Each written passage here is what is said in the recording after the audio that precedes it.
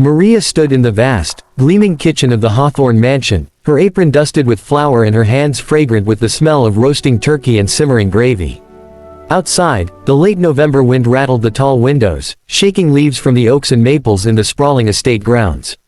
The mansion, with its high ceilings, polished floors, and ornate chandeliers, seemed to Maria both magical and cold.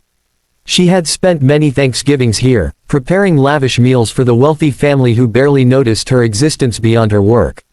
And yet, she moved with quiet precision, chopping vegetables, seasoning turkeys, and stirring sauces, keeping the rhythm of her labor alive.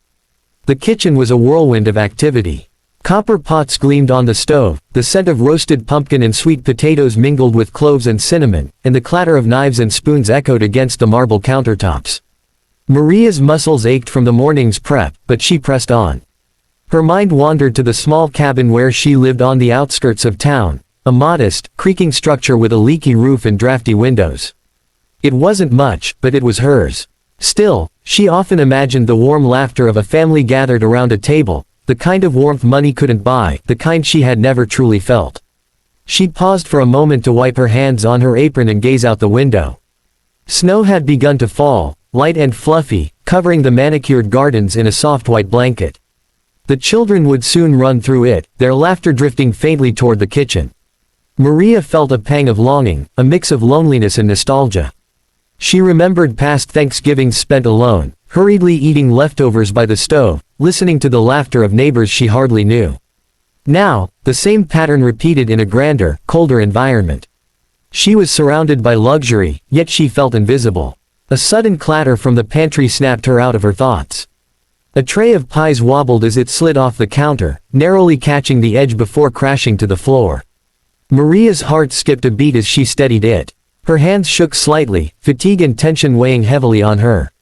She straightened, inhaled deeply, and reminded herself that she had a job to do.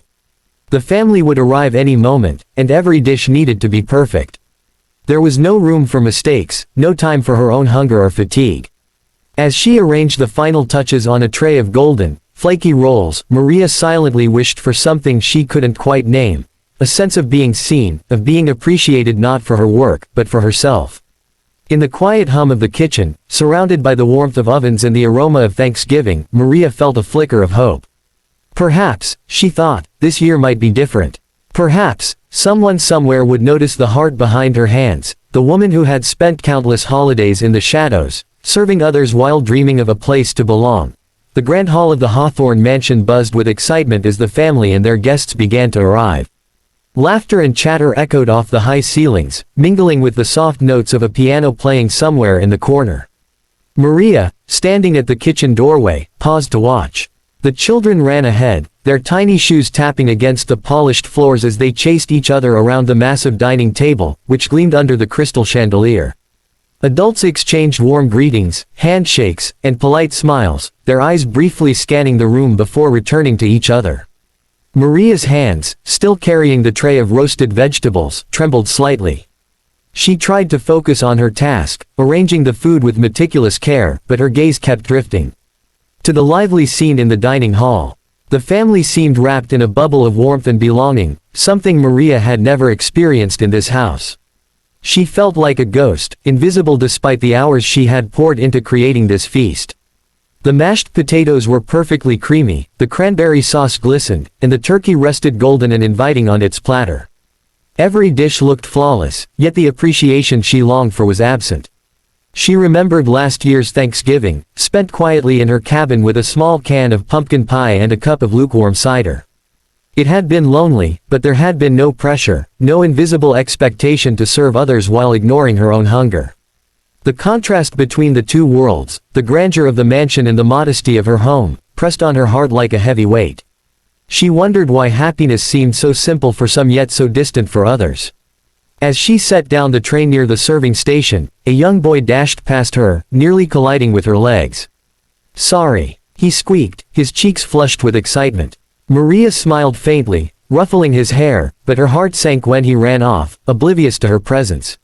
She wiped her hands again and adjusted the rolls on the tray, her fingers stiff from hours of work.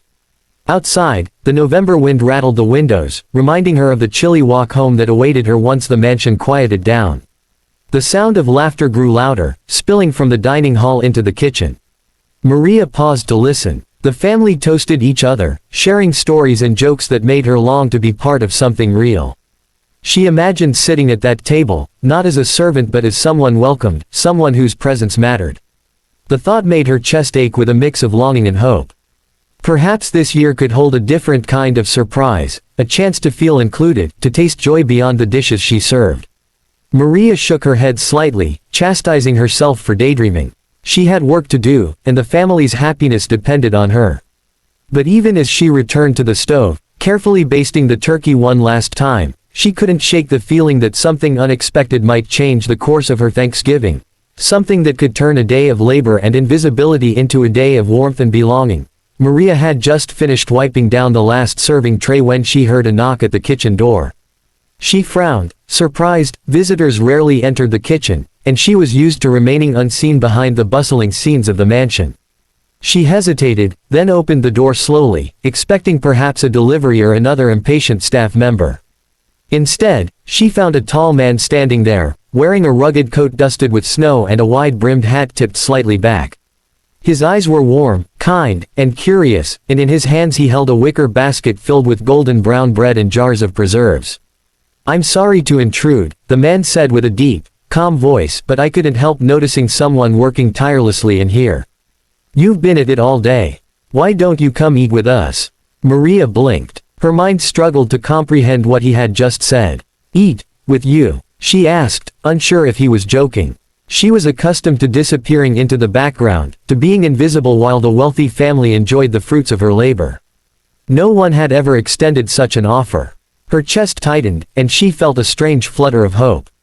The man stepped aside, gesturing toward a small, inviting farmhouse across the snow-covered field. Through the open door, she could see a warm glow of firelight and the faint outline of children laughing and a table set simply but lovingly for a meal.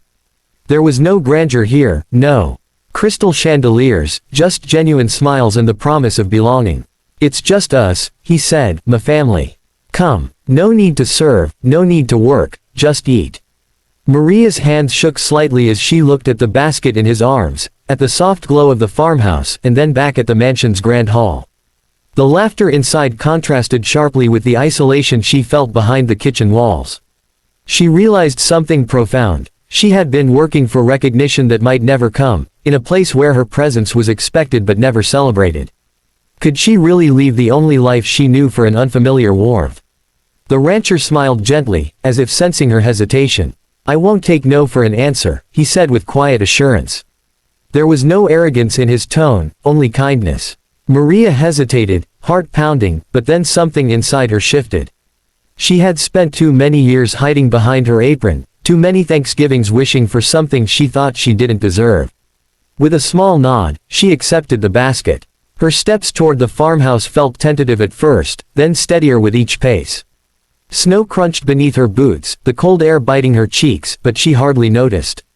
The warmth ahead called to her in a way the mansion never could. As she approached the farmhouse door, a little hand shot out to pull her in, a child's grin lighting up her path, and for the first time that day, Maria allowed herself to truly hope. Inside, the smells of roasted turkey, cinnamon, and fresh bread wrapped around her like a hug. Laughter, genuine and heartfelt, echoed through the cozy room. Maria realized she was finally crossing the threshold from being invisible to being seen, not for what she did, but for who she was. Maria stepped fully into the farmhouse, and a wave of warmth washed over her.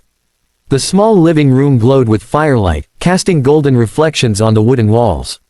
The aroma of roasting turkey mingled with the scent of freshly baked bread, and a cinnamon-spiced pie sat invitingly on the table. Children's laughter bounced around the room, and a couple of them ran to grab her hands, spinning her gently as if she had always belonged there. The rancher, whose name she now learned was Daniel, chuckled at their antics, his eyes warm and kind. "Come on, Maria," Daniel said, guiding her to a chair at the table. "Sit. You've done enough work for today. This meal is for you too." Maria hesitated for a moment, almost unsure how to accept such kindness. She had spent years serving others, hiding her own hunger and desires behind a mask of diligence. But something about the farmhouse, the simplicity, the laughter, the warmth, made her heart relax. She realized she hadn't felt this safe in a very long time. The children chattered excitedly, pointing out her apron and asking if she had really prepared food like that at the mansion. Maria laughed softly, shaking her head. She explained a little about her Thanksgiving mornings at the mansion, keeping her tone light, but inside, she felt a swelling joy at being listened to, at being genuinely noticed.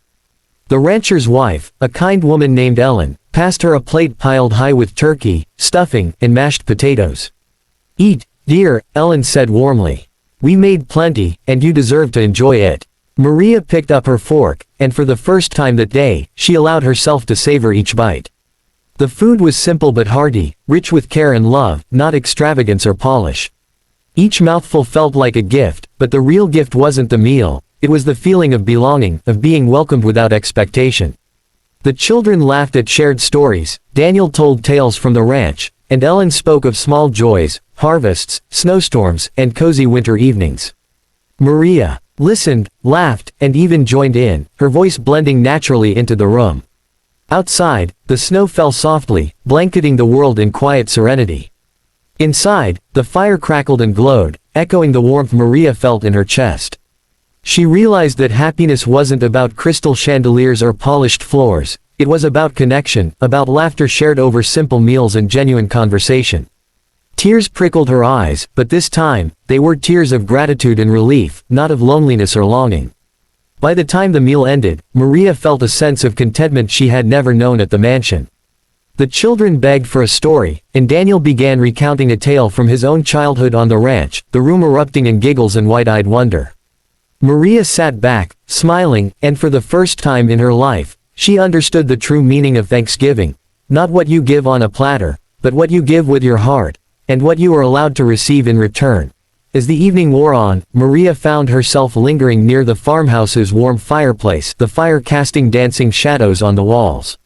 She watched Daniel and Ellen interact with their children, laughing freely, sharing small jokes and gentle scoldings, a rhythm of life that felt both comforting and real.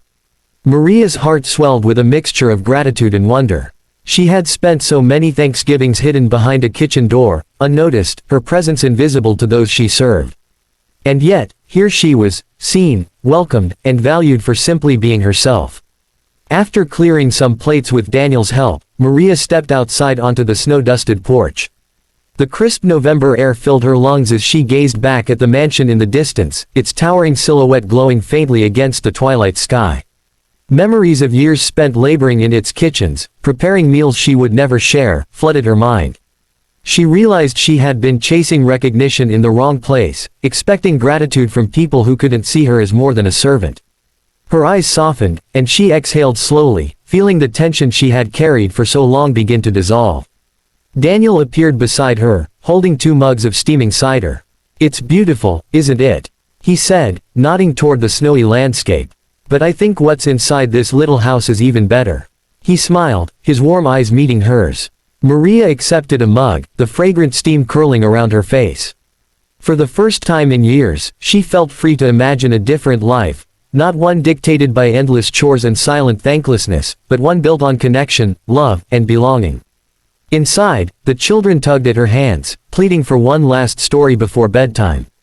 Maria obliged, spinning a tale of autumn leaves, snowflakes, and Thanksgiving magic. Laughter filled the room, echoing off the wooden walls, and Maria felt a peace she had never known at the mansion. Ellen gently placed a hand on her shoulder. "You're always welcome here," she said softly. "We mean it." Those words, so simple yet profound, filled Maria's heart with warmth and certainty. That night, as the farmhouse quieted and the children drifted to sleep, Maria made her decision. She would leave the mansion behind, the life of endless labor and invisibility, and embrace the home that had offered her acceptance and love without condition. She understood now that true richness wasn't in silver platters or chandeliers, but in laughter shared, meals enjoyed together, and hearts open to each other. The snow continued to fall outside, blanketing the world in silent beauty, and Maria felt as if she, too, had been wrapped in a new kind of warmth, one that would last far longer than any feast. Before heading to her small guest room for the night, she paused by the window, looking out at the quiet, snow-covered fields. A smile curved her lips. Thanksgiving, she realized, wasn't just about giving, it was about receiving, too. And for the first time in her life, Maria allowed herself to receive joy, friendship, and love. Tomorrow, she would wake in a place where she was truly seen, and the thought made her heart soar. The mansion, the loneliness, and the years of invisible toil were behind her. Ahead lay a life of belonging, warmth, and hope. Maria closed her eyes, grateful, and finally at home.